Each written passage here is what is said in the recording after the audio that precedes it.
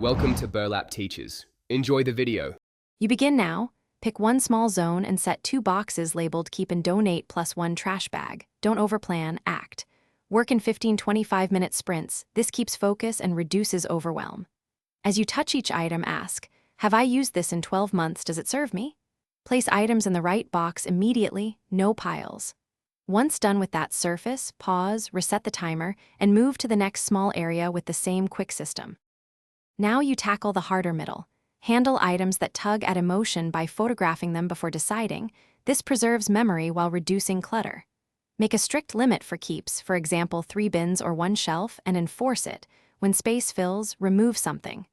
Rehome items immediately. Contact a pickup service, schedule a drop-off, or post locally today.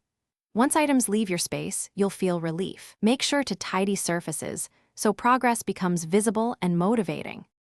Finish by consolidating. Return keeps to designated spots, label containers, and vacuum or wipe surfaces so the change feels real.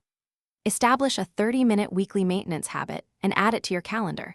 Small, consistent action prevents relapse. If you find yourself stuck, apply a firm rule. If it hasn't been used in 6 months, donate it and recruit accountability.